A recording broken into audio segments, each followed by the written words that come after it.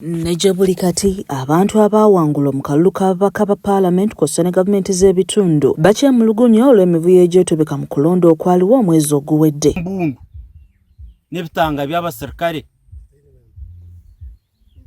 ntuteekateeka nk'embundu zikabeire zitakuza omukaruura kaitu ak'abantu ba Butosha. Baleke kubayiga n'essaawa eno bakyayiga abantu babalekere emirembe gyabwe baleke kubonabona kubanga ne poliisi yennyini etya. Lwashande kyayagala okukola kyakola ne poliisi emutya dipisa omukubira nanaagira okubira osine tena kyakukola n'olwekyo mpujja kwa gavumenti ezineyamba. Abamu ku bano balumirizanga abantu baabwe bwe baalemesebwa okulonda olw'effujjo eryaliwo wakati mu kulonda. Chairperson wa youth Mutima Trading Center na kansara w'omurika ogwo omukyara w'omurika gwa Mutima babahamba. Imagine as if tuyumpanda gari. Omubaka wa Magogola South Namuganga ye yali akwatidde National Unity Platform bendera okuddamu okuvuganya ku kifo kino ekisanja ekyokubiri kyokka n'awangulwamu n'ekibiina ki NRM.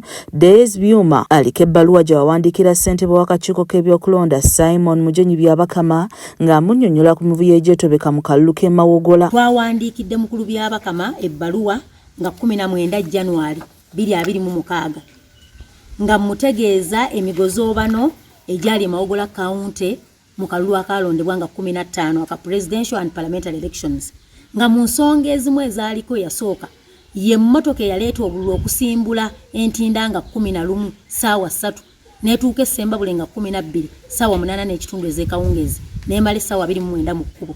Ku bimu ku bye yalambika mwalimu ekyobululu okutambuzibwa ku booda okutuuka mu bifo ewalonderwa kyagamba nti kyaviirako obululu okutuuka ekikeerezi. Tambuza obululu ne buva ku district offices ne bugenda mu field.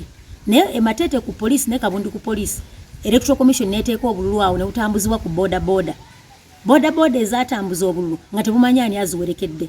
Awo nno we waava embeera eya UPDF okutandika okuwamba electoral process. Nti polling stations ezimu zalwawo okufuna materials ng'ebox tezimanyiddwawo ezikola ki waweziraze. Okusinziira ku Namugga mu bitundu ebisinga essembabule amagye geefuga okulonda kyagamba nti kyaleetawo obunkenke mu kitundu. Ye gaawamba gatya nga gayambiddwako drones. Drones ezo ekyasinze okwewuunyisa mwalimu abakulu abaali bambadde ebyambalo bya SFC ne bya UPDF. Naye mu bino tuyinamu abaana betumanyi nga baffe era lisiti eyo olw'ebyokwerinda nagikoze n'enjiwa ab'ebyokwerinda. Abaana abafa ab'omu kitundu abamu basiika chapati abamu bava Ssembabule mu town council basiika chapati basiika mmamba basiika mberenge nga be baali bambaziddwa uniform z'amagye. Ekyo nkirinako obukakafu kuba n'ebifaananyi tubirina. Bano ekisinga okubeewuunyisa kwe kubanga baalangirira omuwanguzi ku kifo ky'omubaka wa Magogola nawankubadde ng'obululu mu bitundu ebisinga tebwabalwa. Eka Abasanda eka muli wennondera ku polling station eyange tetwabala. Ekalubu tewabalwa, Emanyama tewabalwa, Ensangala tewabalwa, ebyo nebina ne bikolebwa obox ne butwalibwa.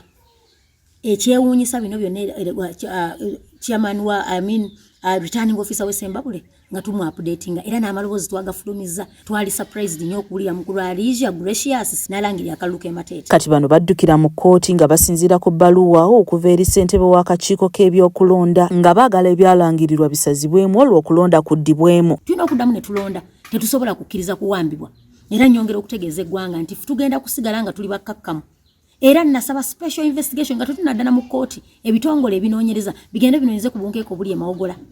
Saawa eno abantu bakyasula mu mayumba ekyo kimaze omwezi nga gumu n'ekitundu nga bwe nzize njogera. Omwogezi wa poliisi mu bbendobendo ly'e Masaka Twaha Kasirye ategeezezza nti baabakanye edda n'ogw'okunoonyereza ku mivuyo egyetobeka mu kulonda omwali n'omuntu eyakubwa amasasi agaamuttirawo mu bitundu by'e Mawogola ng'ono kigambibwa nti yakuba omusirikale wa UPDF.